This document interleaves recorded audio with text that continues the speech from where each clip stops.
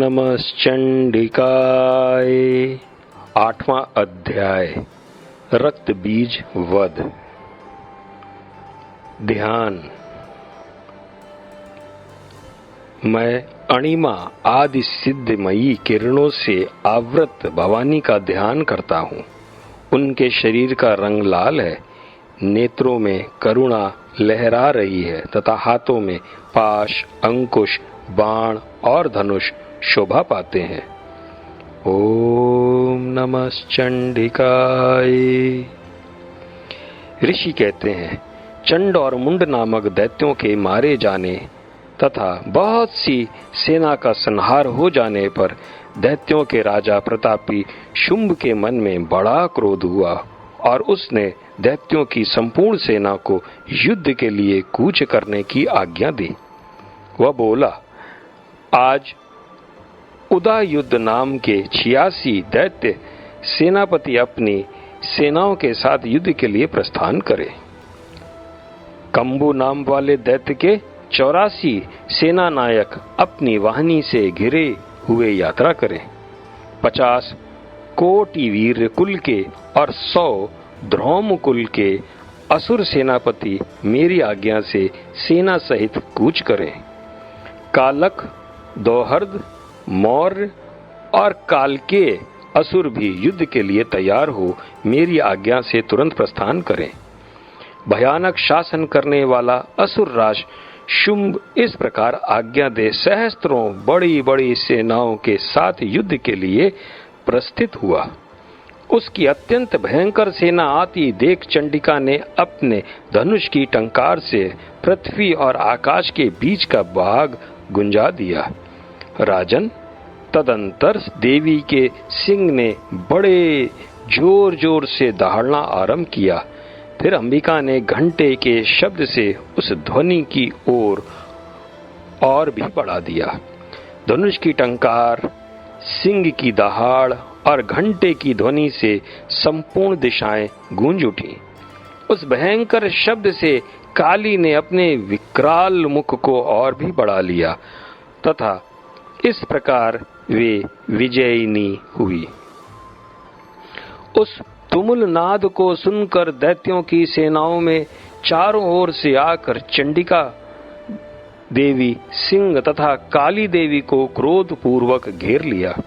राजन, इसी बीच में असुरों के विनाश तथा देवताओं के अभ्युदय के लिए ब्रह्मा, शिव, कार्तिकेय, विष्णु तथा इंद्र सभी देवों की शक्तियां जो अत्यंत पराक्रम और बल से संपन्न थी, उनके शरीर से निकलकर उन्हीं के रूप में चंडिका देवी के पास गईं।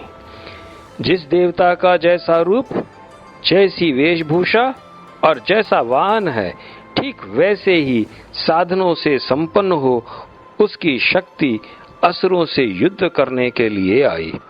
सबसे पहले हंस युक्त विमान पर बैठी हुई अक्षसूत्र और कमंडल से सुशोभित ब्रह्मा जी की शक्ति उपस्थित हुई, जिसे ब्रह्माणी कहते हैं। महादेव जी की शक्ति वृषभ पर आरूढ़ हो हाथों में श्रेष्ठ त्रिशूल धारण किए, महानाग का कंकड़ पहने, मस्तक में चंद्र रेखा से विभूषित हो वहां आ पहुंची। कार्तिकेय जी की शक्ति रूपा जगदम्बिका उन्हीं का रूप धारण किए श्रेष्ठ मयूर पर आरूढ़ हो हाथ में शक्ति लिए दैत्यों से युद्ध करने के लिए आई। इसी प्रकार भगवान विष्णु की शक्ति गरुड़ पर विराजमान हो शंख, चक्र, गदा, शांग धनुष तथा खड्ग हाथ में लिए वहां आई। अनुपम यज्ञ वराह का रूप धारण करने वाली श्री हरि की जो शक्ति है, वह भी वराह शरीर धारण करके वहां उपस्थित हुई। नारसिंह ही शक्ति भी नरसिंह के समान शरीर धारण करके वहां आई। उनकी गर्दन के बालों के झटके से आकाश के तारे बिखर पड़ते थे। इसी प्रकार इंद्र की शक्ति वज्र हाथ में लिए गजराज ऐरावत पर बैठकर आई। उसके भी सहस्त्र नेत्र थे। इंद्र का जैसा रूप है वैसा ही उसका भी था। तदंतर उन देव शक्तियों से घिरे हुए महादेवी ने चंडिका से कहा, मेरी प्रसन्नता के लिए तुम शीघ्र ही इन असुरों का संहार करो। तब देवी की शरीर से अत्यंत भयानक और परम उग्र चंडी का शक्ति प्रकट हुई, जो सैकड़ों गीदड़ियों की भांति आवाज करने वाली थी। उस अपराजिता देवी ने धूमिल जटा वाले महादेवी जी से कहा, भगवन, आप शंभु निशुंभ के पास दूत बनकर जाइए और उन अत्यंत गर्वीले दानव शुंभ और निशुंभ दोनों से कहिए, साथ ही उनके अतिरिक्त भी जो दानव युद्ध के लिए वहां उपस्थित हो, उनको भी यह संदेश दीजिए, दैत्यों, यदि तुम जीवित रहना चाहते हो तो पाताल को लौट जाओ। इंद्र को त्रिलोकी का राज्य मिल जाए और देवता यज्ञ भाग का उपभोग करें।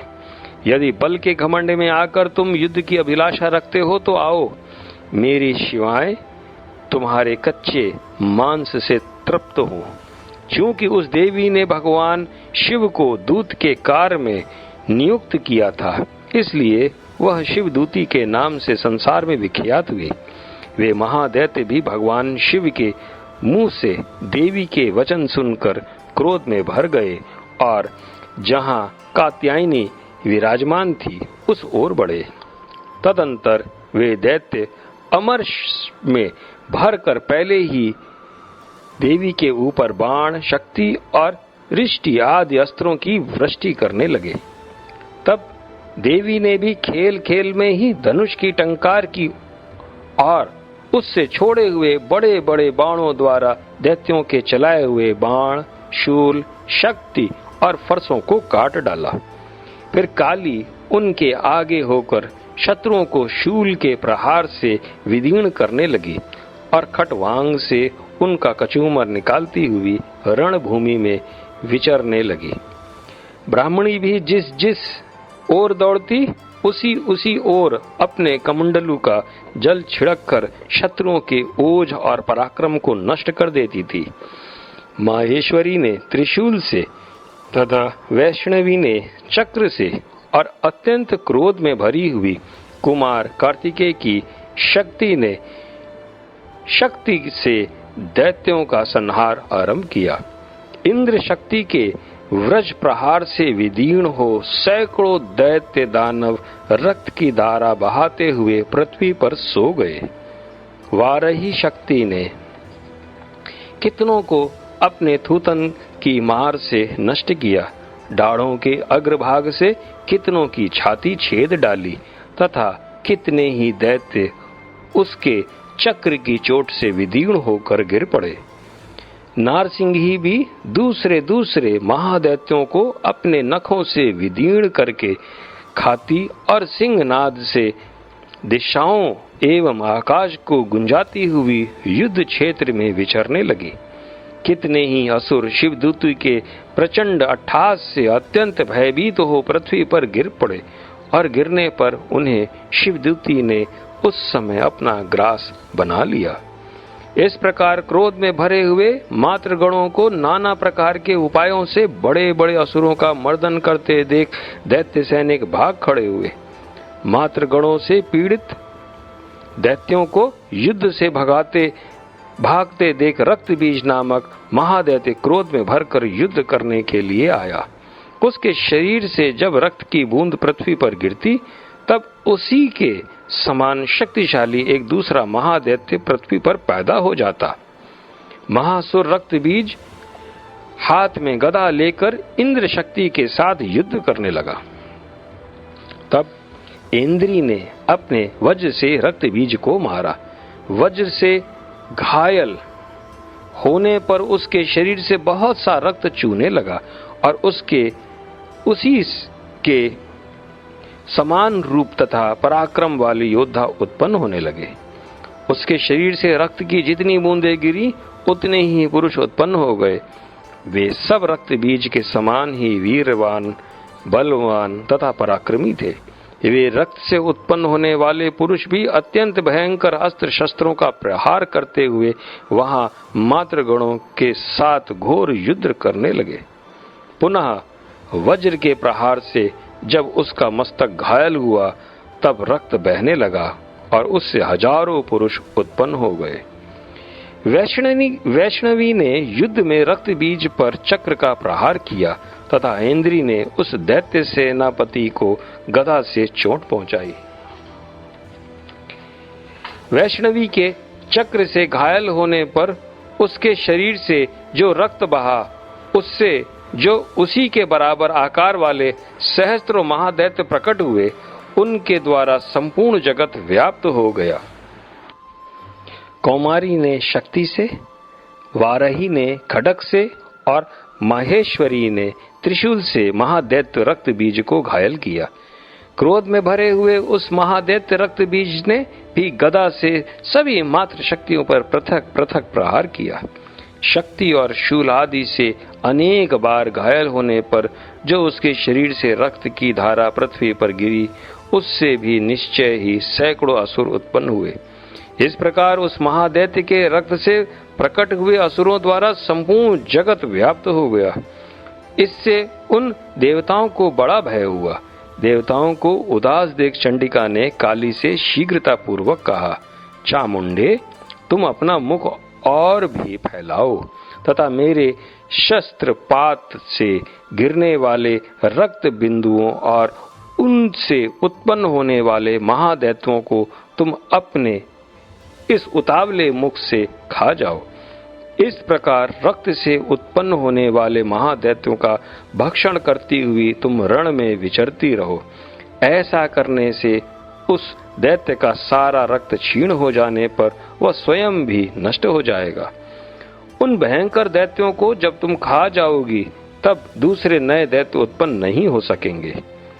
काली से यूं कहकर चंडिका देवी ने शूल से रक्त बीज को मारा और काली ने अपने मुख में उसका रक्त ले लिया। तब उसने वहां चंडिका पर गदा से प्रहार किया, किंतु उस गदापात ने देवी को तनिक भी वेदना नहीं पहुंचाई।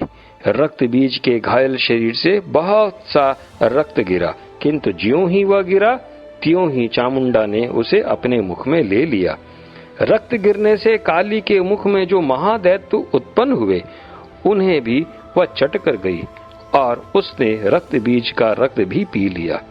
तदंतर देवी ने रक्त बीज को, जिसका रक्त चामुंडा ने पी लिया था, वज्र, बाण, खड्ग और रिष्टि आदि से मार डाला। राजन, इस प्रकार शस्त्रों के समुदाय से आहत एवं रक्तहीन हुआ महादैत्य रक्त बीज पृथ्वी पर गिर पड़ा। नरेश्वर, इससे देवताओं को अनुपम हर्ष की प्राप्ति हुई और मातृगण उन असुरों के रक्तपान के मद से उद्दत्सा होकर नृत्य करने लगा। ओम नमः चंडिकाय।